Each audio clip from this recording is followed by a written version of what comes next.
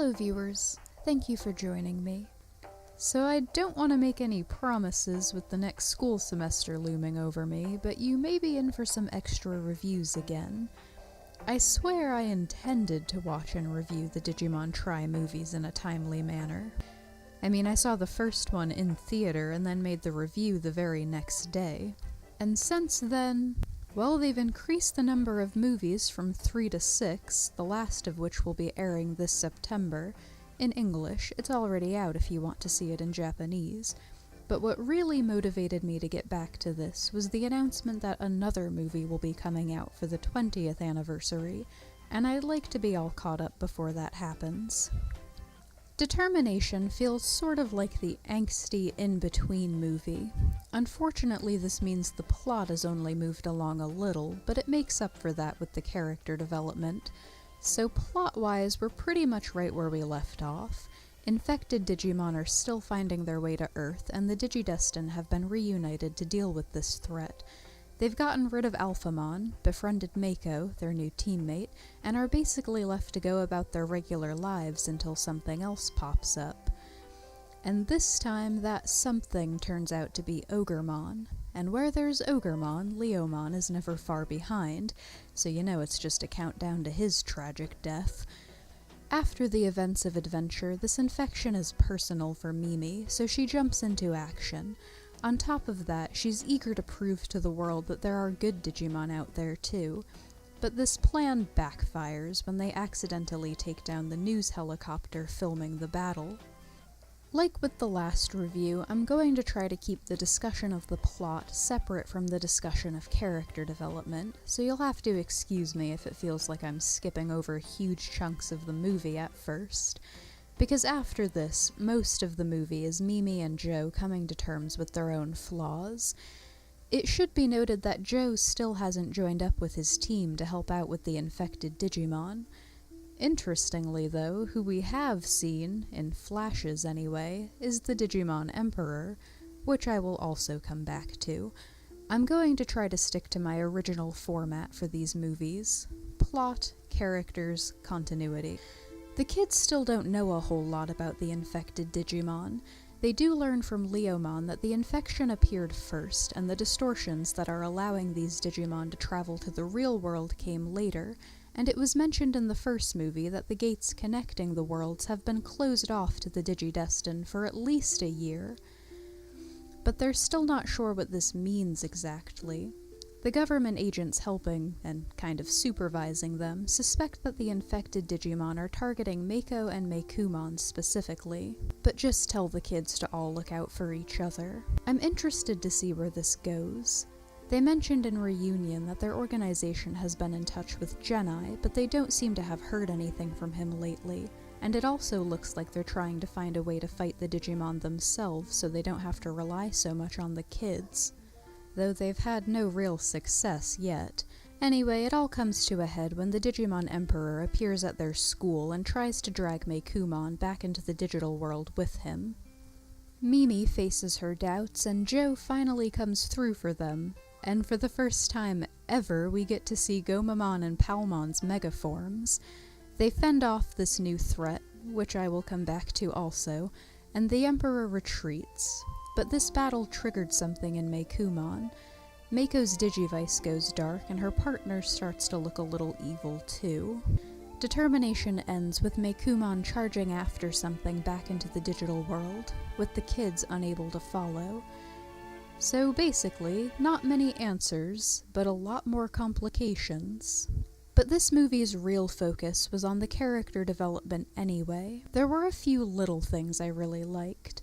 I mentioned before that Kari always seemed a little too perfect, and I do really like how they're characterizing her in Tri. Like how every boy they meet seems to fall in love with her. This time around, they're playing it up for comedy, and at a few different points during this movie, she seems to know just the right thing to say. It's Kari who ends up motivating Joe to face his fears.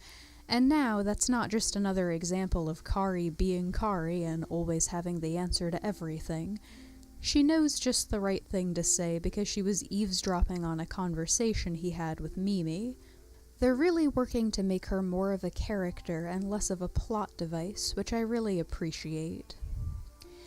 Matt and Ty are still kind of at an impasse. Apparently, they didn't reach as much of an understanding as I'd thought in the last movie.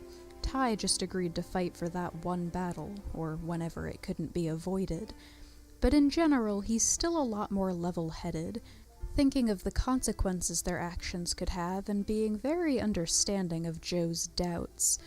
So level-headed, in fact, that he doesn't really feel like a leader right now. And Matt's been pulling away from the group a little too, maybe if only to avoid fighting with Ty. It's still kind of up in the air at the end of this movie. They're not given a ton of focus and determination, but I do hope they reach some sort of conclusion soon, because it's starting to drag. But the real stars of this movie are Mimi and Joe. I think the most satisfying thing about this movie is how in character everyone feels. They're all continuing to grow, and in ways that make sense. Joe was always the most focused on his future and being an adult, and that's his main complaint now, that he's tired of having to drop everything at a moment's notice just to face a danger that he never signed up for. You'd think that he already came to terms with this in the original series, but I think he makes a fair point. He thought all this was over.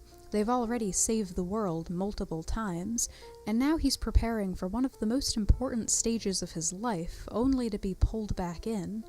Of course, he does admit that some of his reluctance may also be from his regular old cowardice, but I really liked the points his little character arc brought up.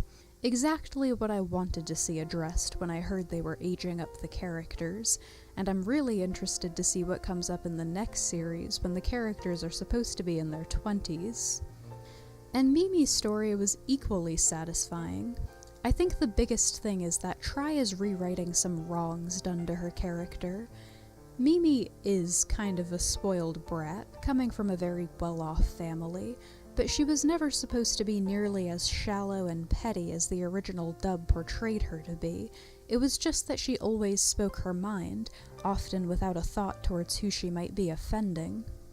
But even at her worst, she was always kind of brave too, so when I said in my reunion review that she seems to have grown up a bit, I guess what I really mean is that they've brought her back to who she was meant to be, and in Determination, her main struggle is coming to terms with her own selfishness, her tendency to rush into things without consulting her team first.